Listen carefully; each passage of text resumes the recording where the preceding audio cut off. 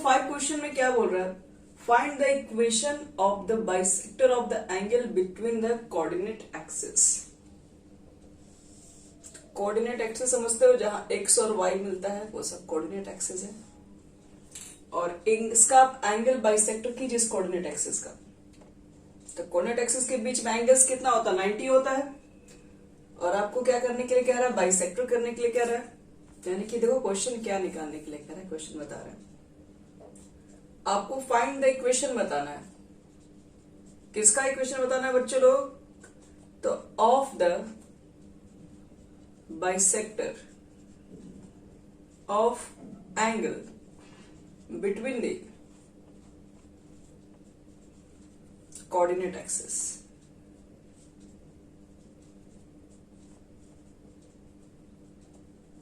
यही है क्वेश्चन। उस लाइन का आप इक्वेशन बताओ जो कि बाइसेक्टर है कोऑर्डिनेट एक्सिस का। तो कोऑर्डिनेट एक्सिस तो बच्चे लोग एक्स वाई को ही बोलते हैं कोऑर्डिनेट एक्सिस, और उसका बाइसेक्टर लोगे तो कितना एंगल बनेगा बोलो? इस लाइन का स्लोप कितना हो जाएगा? तो पहले इस लाइन का एंगल कितना होगा? अगर 90 का बाइसेक्टर करोगे तो कितना हो जाएगा? और स्लोप ऑफ ओपी कितना हो जाएगा?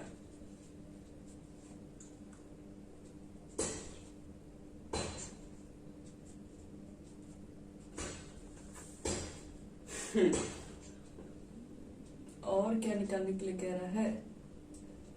बाइसेक्टर भी है, bisector of the angles between the coordinate axis. चलो ठीक है, अब इक्वेशन निकालना है। तो एक चीज बताओ, तो ये पॉइंट कितना दिख रहा है? एक ऑरिजिन दिख रहा है, एक पॉइंट तो आपके पास ऑरिजिन भी दिख रहा है। यानी कि लिखेंगे सिंस, या फिर लेट लिख दो, OP be the line which is bisector. Bisector किसका है? तो bisector of angle between coordinate axis, between coordinate axis. तो मुझे इक्वेशन ऑफ ओपी चाहिए, तो निकल नहीं जाएगा। स्लोप मालूम चली गया ओपी का कितना है, और एक पॉइंट मिल ही गया, तो इक्वेशन क्या निकलता है बच्चों लोग?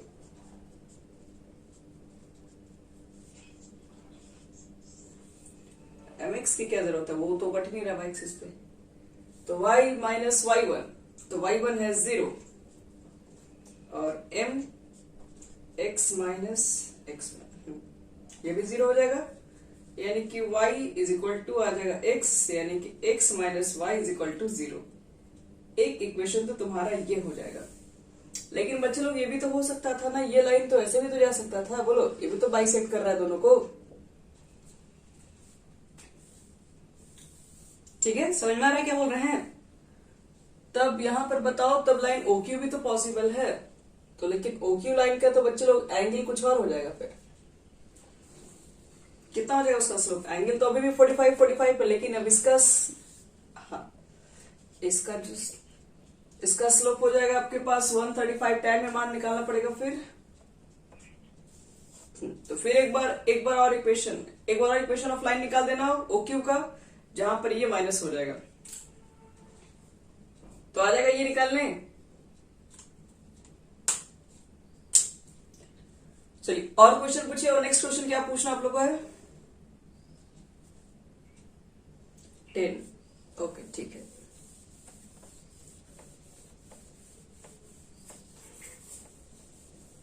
क्वेश्चन नंबर देखो 10 में पहले क्या कर रहा है एक बार बता दें। Find the equation of line.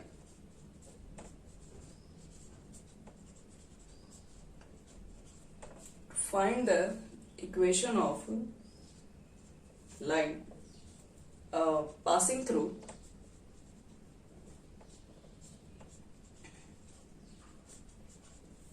passing through the point 2,4 and perpendicular to the x-axis।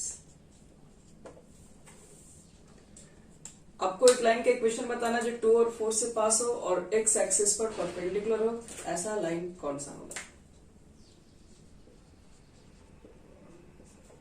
तो पहले एक चीज बताओ, जो x एक्सिस पर परपेंडिकुलर है उस लाइन के लिए स्लोप क्या लिखेंगे? मान लो ये लाइन 2 और 4 से पास हो रहा है, तो इस लाइन का स्लोप क्या हो जाएगा बच्चे लोग? इस लाइन को अगर हम मान लें पी क्यू, यहां पहले देखो स्टेटमेंट लिखना सीखो तुम लोग। क्या लिखोगे? Let P Q with the line passing through the point 2, 4 and perpendicular to the x-axis. So therefore slope of PQ क्या लिखेंगे? tan theta. तो tan 90 डिग्री लिख देंगे। तो tan 90 का मान तो इनफाइनाइट होता है, तो इनफाइनाइट को कितना 1/0 लिखा जा सकता है?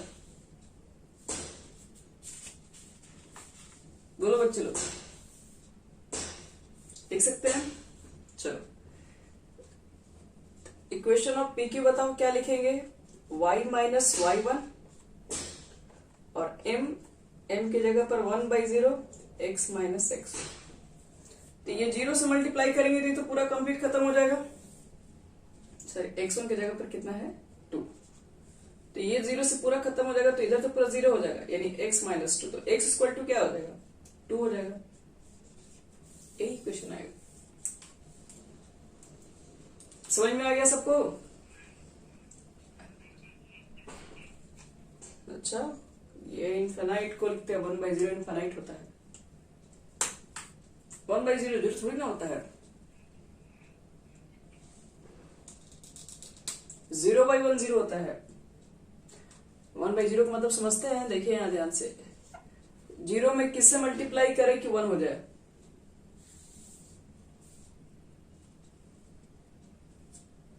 कोई भी नंबर नहीं आने वाला। आप 2 भी लिखेगा तो भी 0 ही आएगा, 3 लिखोगे तब भी 0 आएगा, तो इनफाइनाइट नंबर है। तो यही ना यहां पर है। लेकिन जब 0/1 होगा तो इसका मतलब है जब 1 में आप डिवाइड करेंगे तो 1 में कोई दूसरा नंबर से 0 नहीं आएगा। 1 में आप जब 0 से मल्टीप्लाई करेंगे तभी 0 होगा ये। तो इसलिए इसका आंसर क्या होता है? 0 आ जाता है।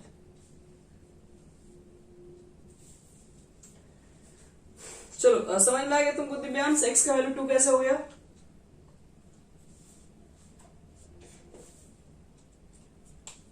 कोई डाउट अभी भी है इसमें?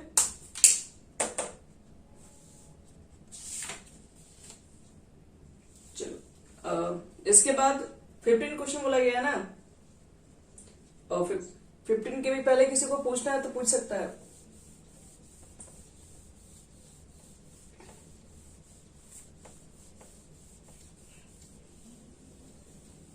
ठीक है, पहले 12 बता दे रहे हैं, फिर बता दे रहे हैं।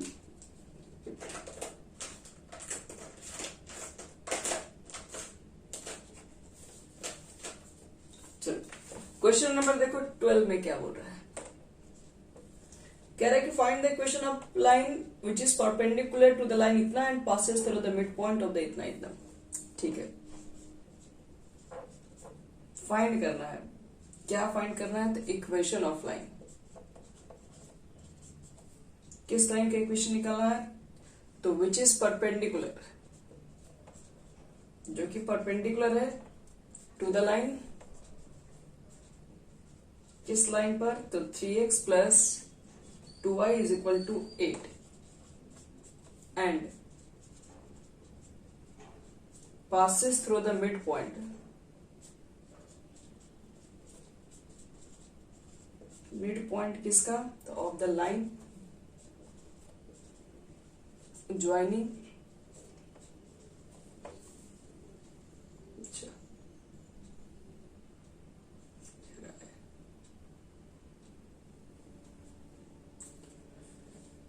midpoint of the joining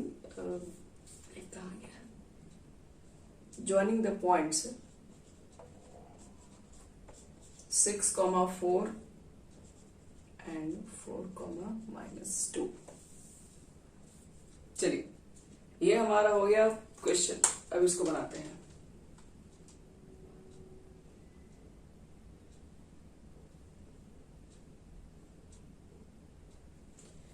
चलो बच्चों इसको थोड़ा ध्यान समझना, कैसे बनाएंगे इस क्वेश्चन को हम लोग।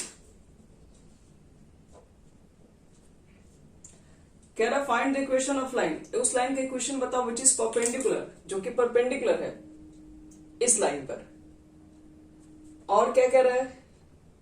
क्वेश्चन है बच्चे। हाँ हाँ बोलिए।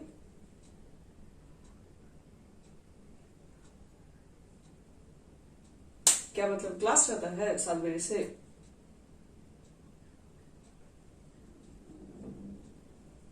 अच्छा ठीक है, रुको हम पूछ लेते हैं सबसे कितना कितना बजे सबका टाइम है। आज भी है?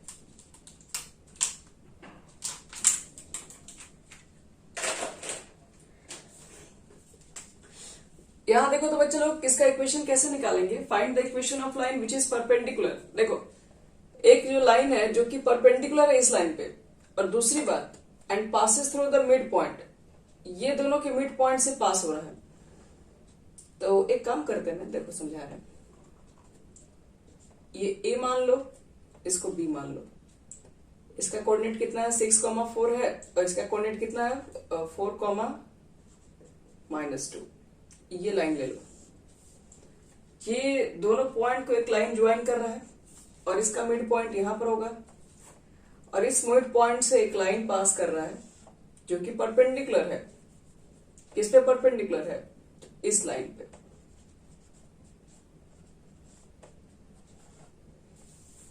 समझ में आ रहा है?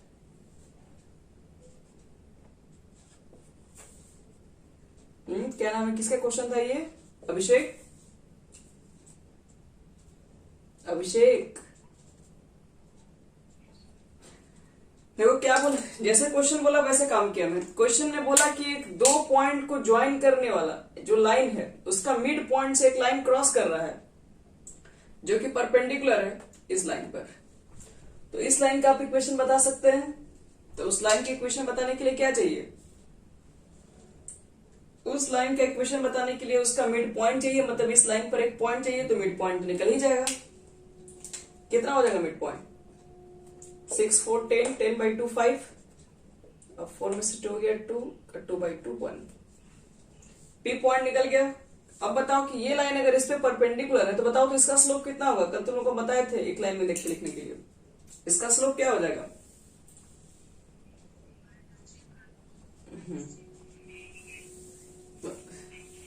बताया था कोफिशिएंट ऑफ x बटे में कोफिशिएंट ऑफ y माइनस, तो स्लोप निकल गया हमारा। इस लाइन का स्लोप हो गया बच्चे, ये लाइन इस पे परपेंडिकुलर है, तो स्लोप ऑफ PQ कितना हो जाएगा? ये स्लोप ऑफ तो CD है, स्लोप ऑफ PQ कितना होगा? तो परपेंडिकुलर है, तो बताओ इसमें किस में मल्टीप्लाई करें, किसका वैल्यू? हाँ इसका वैल्यू 1 आ जाए, -1, तो 2/3। तो एक पॉइंट है ये और एक स्लोप भी है, तो क्या इक्वेशन ही निकाल लोगे अभिषेक?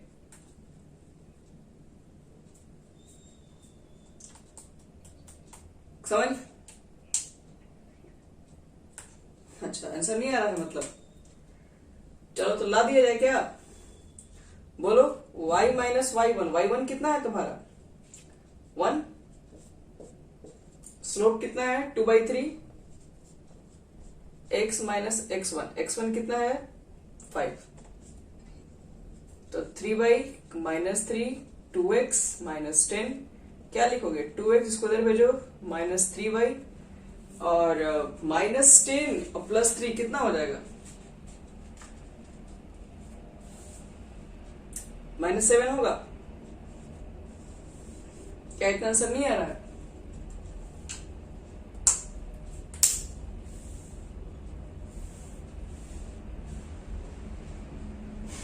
आ गया, देखिए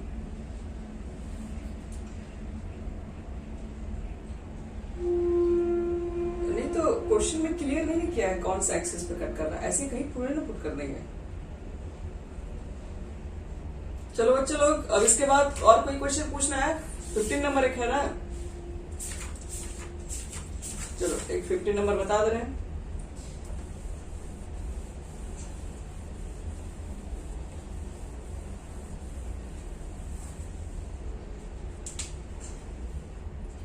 देखो क्या कर रहा है, a line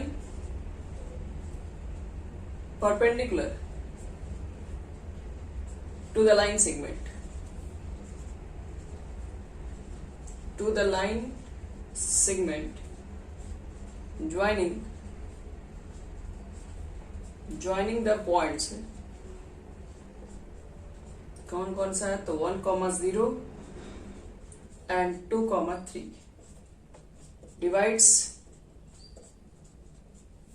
divides it in the ratio, किस रेशियो में, तो 1:2। तो फाइंड करना है the equation of line, find the equation of a line. चलो क्वेश्चन में कह रहा है कि एक लाइन है जो कि परपेंडिकुलर है, किस पे परपेंडिकुलर है, जो ये दोनों को लाइन सेगमेंट जो ज्वाइन कर रहा है। कितना आसान क्वेश्चन है, और इन द रेशियो में भी दिया हुआ है क्या। हाँ अच्छा, यहाँ देखो तो 1,0 इस पॉइंट को मान लेते हैं, दूसरा पॉइंट को क्या मान लेते हैं, 2,3 मान ले, और एक लाइन जो है इसमें परपेंडिकुलर है और इसको 2 और 3 सॉरी 2 3 नहीं 1 और 2 के रेशियो में डिवाइड कर रहा है। ठीक है, तो एक चीज बताओ, तो मुझे डी का कोऑर्डिनेट बता सकती हो बाइसेक्शन फॉर्मूला, तो बोलो कोऑर्डिनेट ऑफ डी कितना हो जाएगा। तो mx2 mx1 बटा m3 हो जाएगा, my2 वो तो 0 हो गया। हाँ, तो यानी कि एक हो जाएगा 4/3 और एक हो जाएगा 1, इतना आया था। पॉइंट तो निकल गया डी का ना। अब मुझे बताना है कि सी डी का स्लोप कितना होगा, तो ए बी का स्लोप बताओ पहले, तो y2 माइनस y1 और x2 माइनस y1, यानी कि 3 आया था। तो बताओ स्लोप ऑफ सी डी कितना हो जाएगा, तो इसमें किससे मल्टीप्लाई करें कि -1 हो जाए। हाँ, सी डी का भी स्लोप निकल गया, जब सब आई गया तो इक्वेशन बस नहीं आया है। तो इसका इक्वेशन बताओ कितना होगा, y माइनस y1 और m x, हाँ x minus x1, cross multiplication कर दो कितना हो जाएगा, 3y माइनस 3। अच्छा, और ये हो जाएगा आपका -x और माइनस माइनस प्लस 4/3। अब एलसीएम वगैरह लेके सेट करो, आ जाएगा। चलो बच्चे लोग, ये हो गया तुम लोग का कंप्लीट लेसन। अब हम लोग स्टार्ट करते हैं